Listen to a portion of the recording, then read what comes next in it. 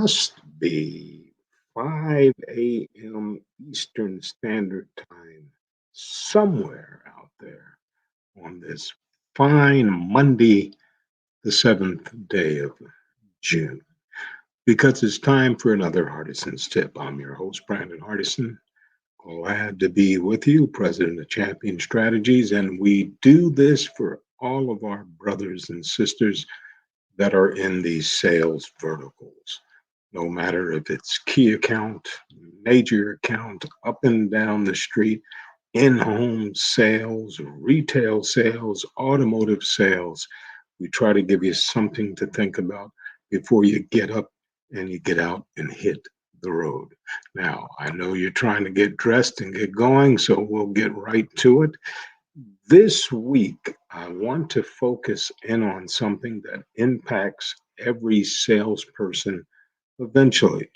Whether you're an independent or whether you're calling on people, your company is going to get a call from them to your receptionist. Do you know that the receptionist is the face of your industry? They can make or break you, the salesperson, in the field.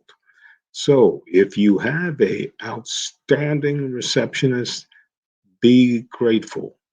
They are the hardest working people in your environment.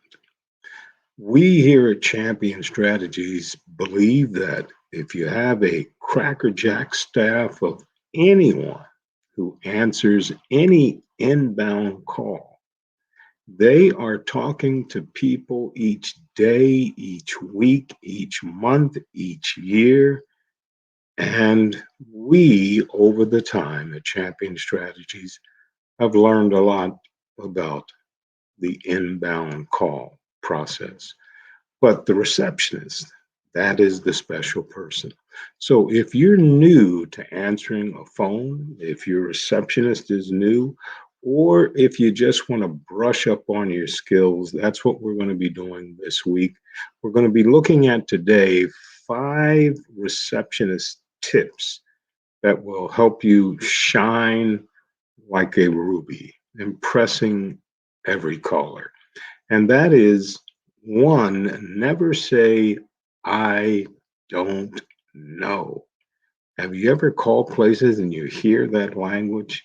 Number two, please paraphrase the message that they want to leave word for word. How about confirming all of the content from that call? And the biggest thing, take a deep breath. And what most folks don't realize, smile. Now, some of you may say, well, that's pretty easy. Now, unless you've been in that heat of battle, and I'll use the automotive industry, when that receptionist is coming in for the morning, she or he is fielding a lot of service issue calls.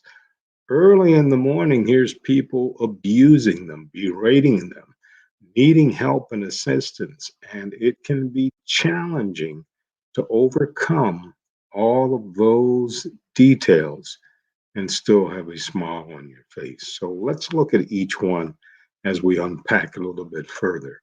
Never say, I don't know.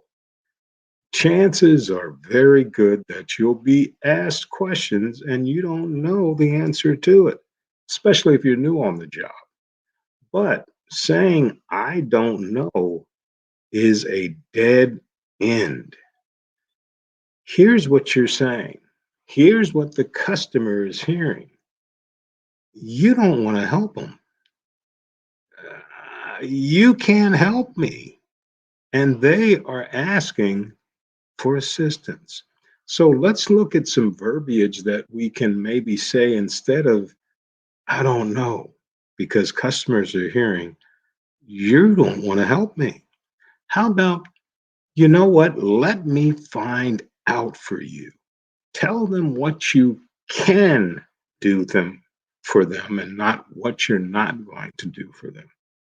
Or I'll be happy to look into that.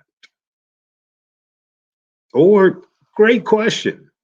Let me put you in touch with the best person who can answer. Do you have the ability to hold? Thank you. Phrases beginning in let me, I'd be happy to are great ways to beat the I don't know blues.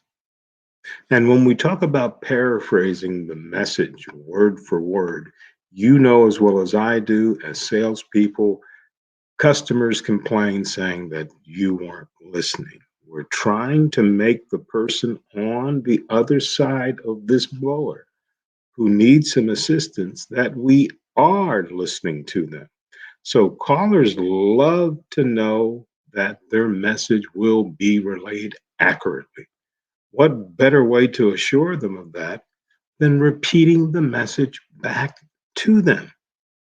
If you're going through receptionist training, or you will be going through it, it's always a great way to check for some basic mistakes.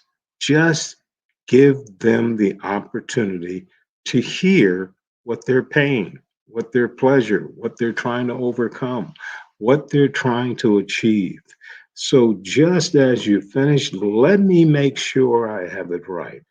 You said that, and the customer on the other end is going to feel a lot more comfortable, relax, because you did get the message right. Confirm the content.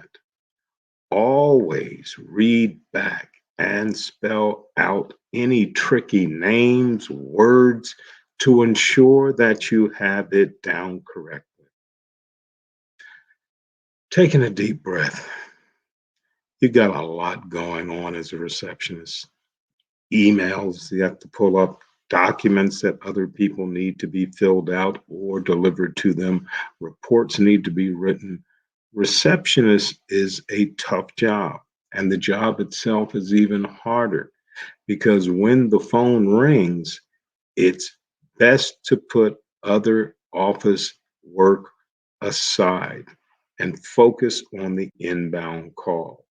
That takes precedence over anything else that's around you. How about if someone is approaching the receptionist? Hold them.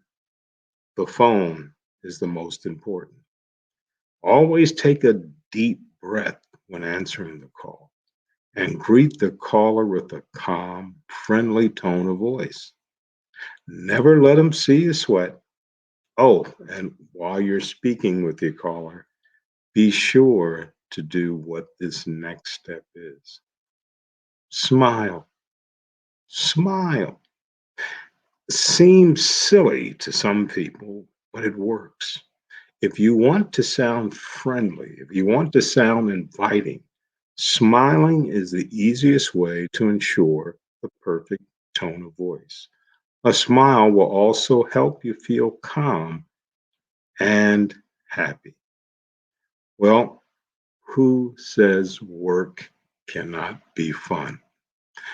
I would suggest if you're busy and you want to be consistent, old school, put a mirror or some type of reflective object in front of you. Look at it before you pick up the blower. Make sure that when you answer, you're smiling. Good morning, good afternoon. Thanks for calling. Smile. Now, we're going to be looking at this all week because a receptionist is a tough job. Anybody taking inbound calls, it's tough, but the receptionist is the face of your company. Once again, Brandon Hardison, President of Champion Strategies, with a Hardison'S tip on this beautiful Monday, the 7th day of June of 2021. And as always, in parting, you go out and you make it a champion.